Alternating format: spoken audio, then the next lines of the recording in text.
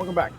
I've switched over to what would be considered an entanglement bait with the frayed rope, or see if that has any better luck. I'm not hopeful. I switched over because I got my other lure stuck on a log in the river, had to break it off, which is frustrating, at least. So with that said, we're going to move on to asset impairments.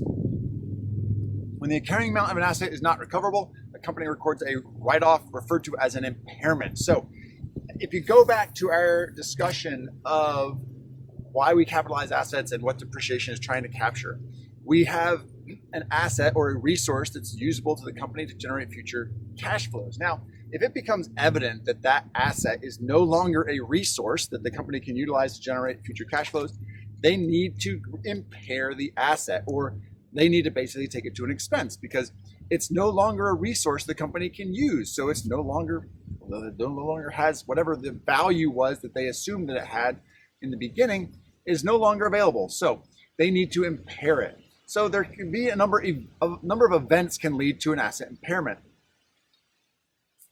A significant decrease in the fair value of an asset, significant change in the manner in which the asset's used, an adverse change in the legal factors of the business. Let's say it was no longer able to operate the way it had been operating in the past. An accumulation of costs in excess of the amount originally expected to acquire or construct the asset. So if I wanted to build an asset, I thought it was going to cost $50,000, ended up costing $150,000. Well, there's a good chance that that asset doesn't actually have that much value to me. It doesn't mean I'm going to get rid of it. It just means it doesn't have that amount of value to me as a usable asset. Or we do an analysis and figure out we're just going to continue to be losing money. If I continue to lose money, let's say I bought this fishing rod, I've been trying to catch fish and been totally unsuccessful, especially in the fall.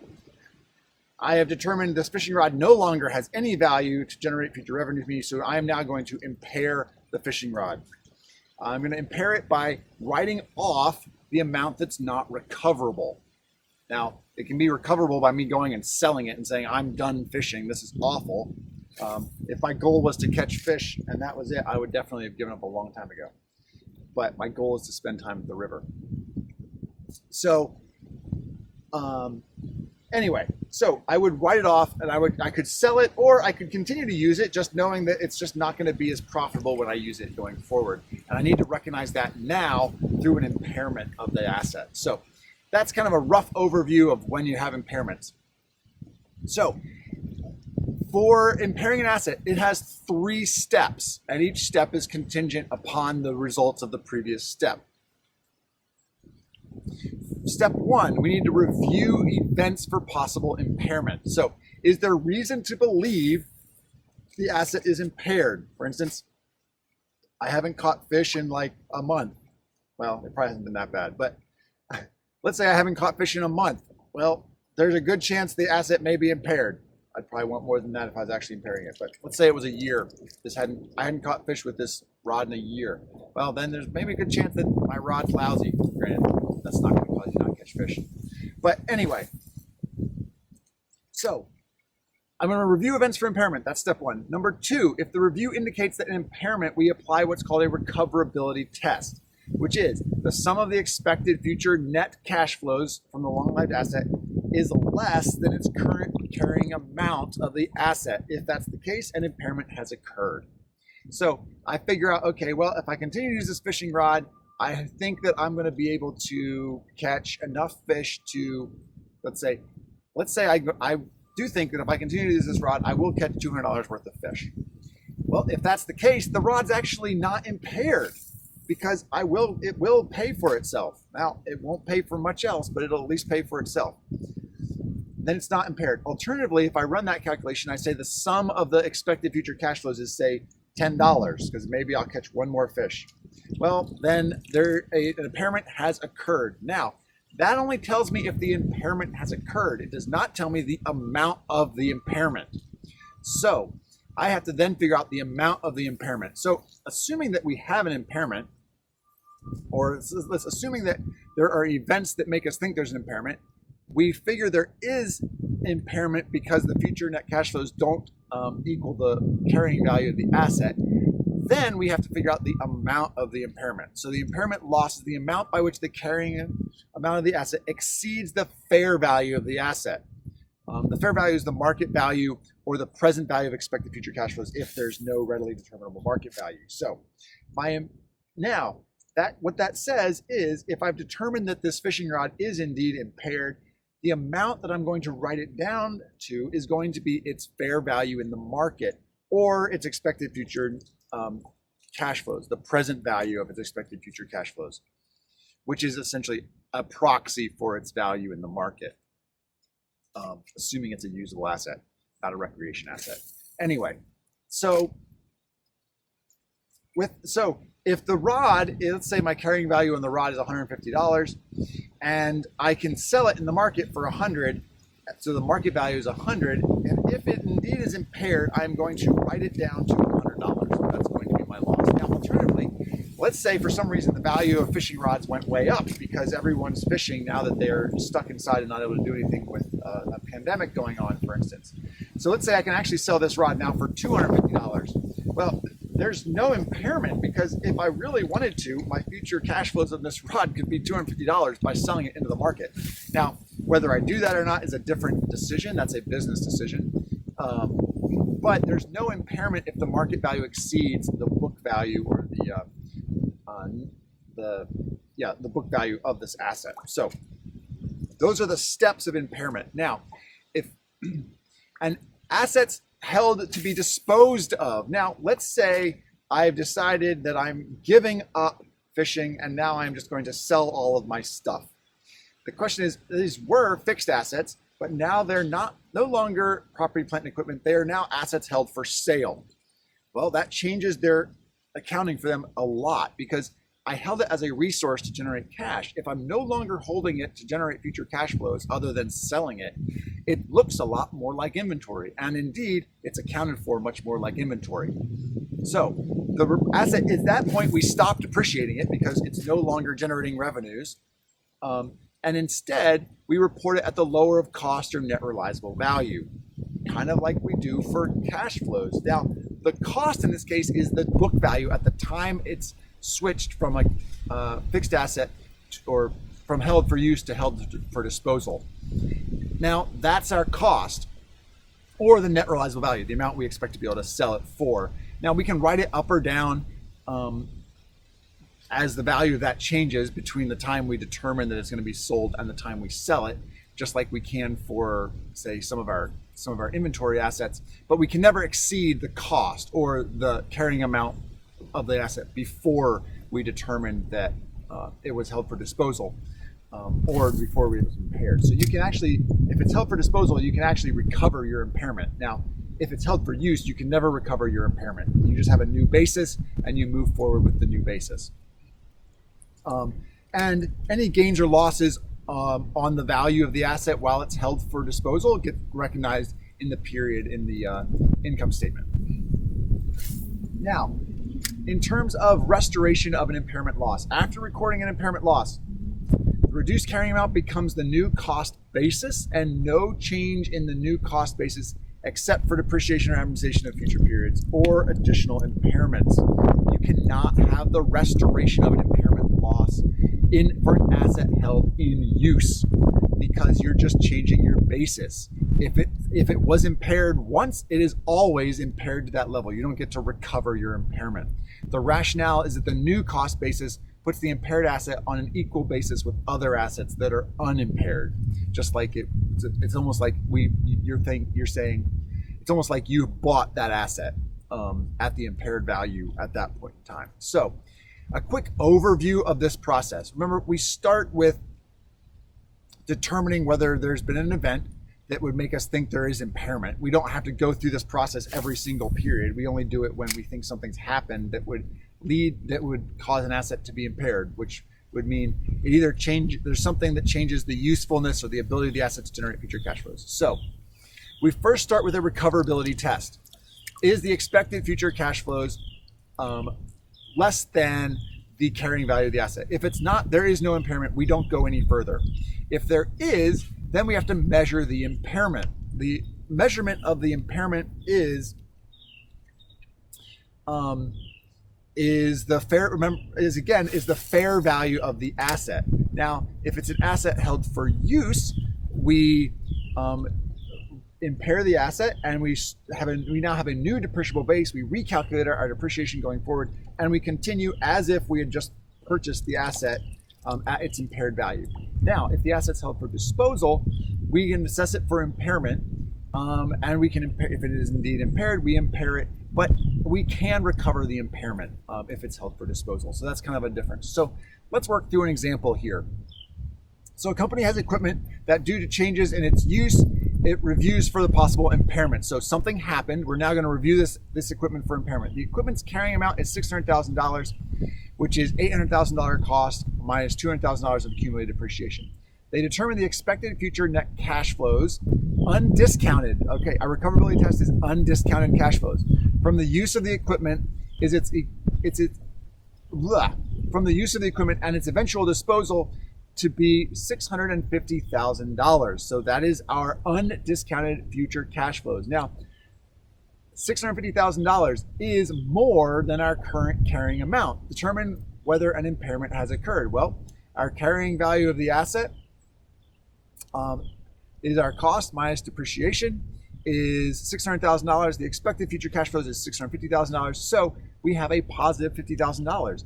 There is no impairment in this case because the undiscounted future cash flows exceed the current carrying amount. The reason we do not discount future cash flows in this case is because our goal is to make money using it. And that making of if we discounted those future cash flows, we're kind of eating into the money we are making as we use it. So let's say we expect an 8% return on our fixed assets. Well, if we discount the future cash flows back at 8%, all of our assets are going to be essentially at the book value or something close to it, because we're expecting to earn an 8% return on the use of those assets. That's why we don't use a discounted future cash flows when we're assessing the recoverability. We're just saying, are we going to be able to at least break even using this asset? That's all that we're looking at that point in time. Now, let's change this example a little bit. We're going to have the expected future cash flows of $580,000. This is instead of the $650,000.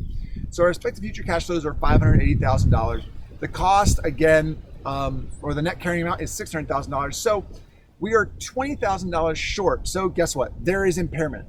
But all this has told us is that there is impairment. It has not told us the amount of the impairment. Again, we use undiscounted cash flows to figure out whether there is an impairment. We use discounted cash flows or the market value to determine the amount of the impairment. So now that we have,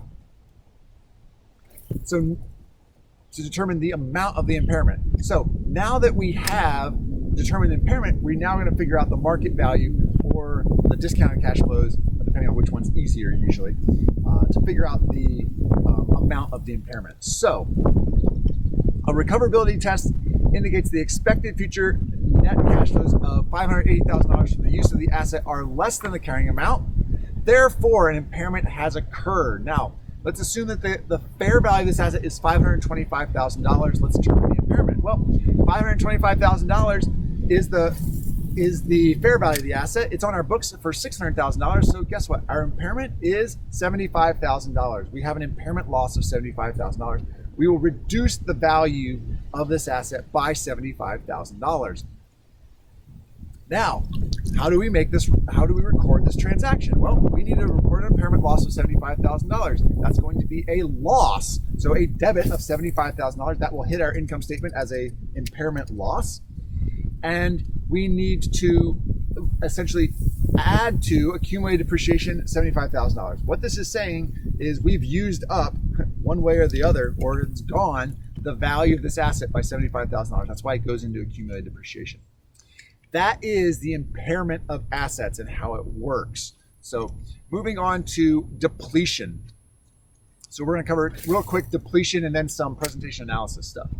So depletion is for natural resources. Depreciation is for physical assets, property, plant, and equipment. Depletion is for natural resources, often called wasting assets like, say, petroleum or coal or minerals, gold, silver. All those are depleted. we buy, let's say we buy a mine with a bunch of gold deposits in it, we then deplete them as we extract them from the mine.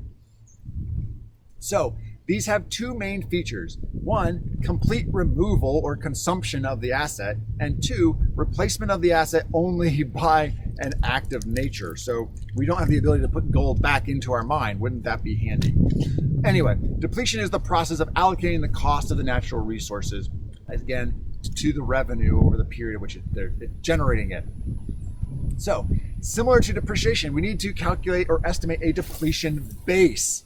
So, the computation of a depletion base involves four factors: the acquisition cost, the exploration cost, development cost, and the restoration costs. Now, the first three of these makes a lot of sense. These are the costs to get the asset ready for use, just like we dealt with when we talked about property, plant, and equipment. The last one is restoration costs. Those are costs that actually occur at the end of the project. Restoration costs are actually part of the depreciation base, which is different than fixed assets. You could think about it and one, they're very material. That's why they didn't really have it. So if I'm gonna have a new strip mine and I'm gonna basically dig a giant hole in the ground, well, part of being allowed to dig a big hole in the ground is that I agree to fill the hole up when I'm done. So that cost of filling the hole up is a restoration cost. Fill a hole up or do something else with it. That is a restoration cost. That is a cost of digging the hole. So that is a cost just like the acquisition of the land was. So that's why it goes into the depreciable base. So normally companies compute the depreciable base on a units of production method. So they estimate, they say, ounces of gold in the mine, and then they depreciate them as they extract them. Depletion is a function of a number of units extracted.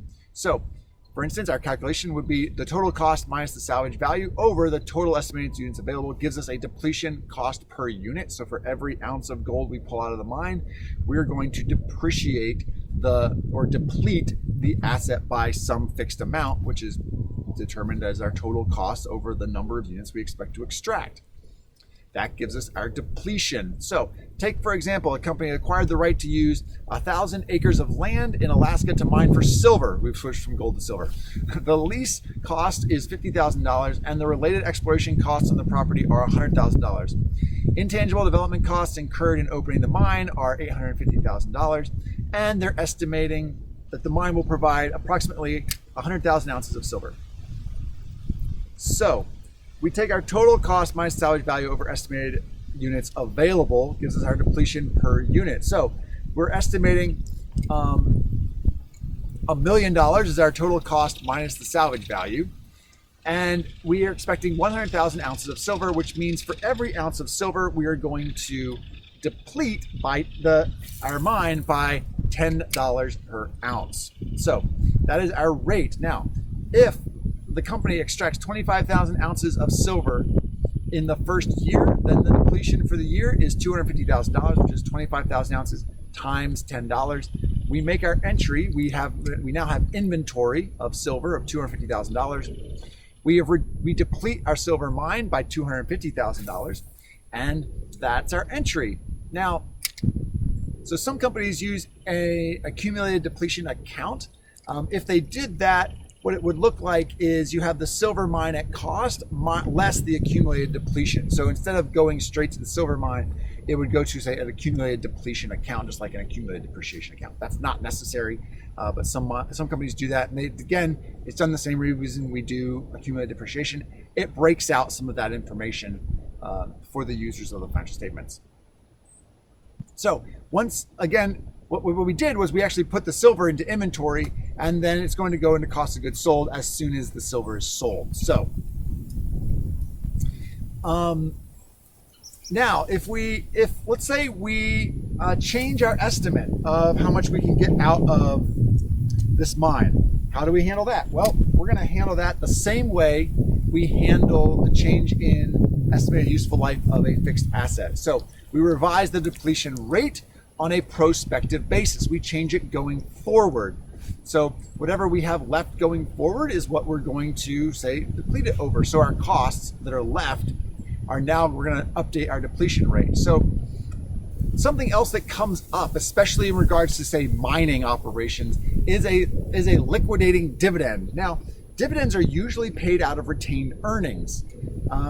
For mines, especially a long time ago, back when we were developing our accounting standards, a mine often went out, raised its capital, built the mine, extracted all the ore, paid out their dividends, liquidated, and then moved on. So that's often how things were done. In that case, you had what was called a liquidating dividend. Normally, dividends are paid out of retained earnings. However, a liquidating dividend is not paid out of retained earnings. It is a dividend that is greater than the amount of the retained earnings. It is actually liquidating capital. So let's assume a company has essentially less retained earnings than they want to pay out in dividends. So to record that, they're going to first liquidate out all of their retained earnings. Then they're going to start liquidating out their additional paid-in capital, and up to the point of the amount that they're getting, the amount that they're liquidating. That's why it's called a liquidating dividend. They're no longer paying retained earnings. They're actually returning capital, or returning investment dollars, or original investment dollars to the owners of the company. So there is within oil and gas, good grief, we could spend all day talking about oil and gas accounting. There's a lot of controversy. It's a continuing development area. For instance, there's questions about, okay, how do we handle the costs for finding the asset? Most of these raw materials or these minerals, it's not like we just go pick them up or just say, let's dig here, we're going to get, and we'll get some oil. No, we have to look a lot of places for oil, or look a lot of different places for gold. So the question is, well, what do we do with those costs? So let's say we're drilling for gas or oil. Well, the cost of drilling a dry hole, right? Well, there was no oil there. So is that just expensed in the period, or is that capitalized into all of our holes with the idea that eventually one of them will hit oil, and at that point in time, all the cost of drilling 100 holes is part of finding the one that's good.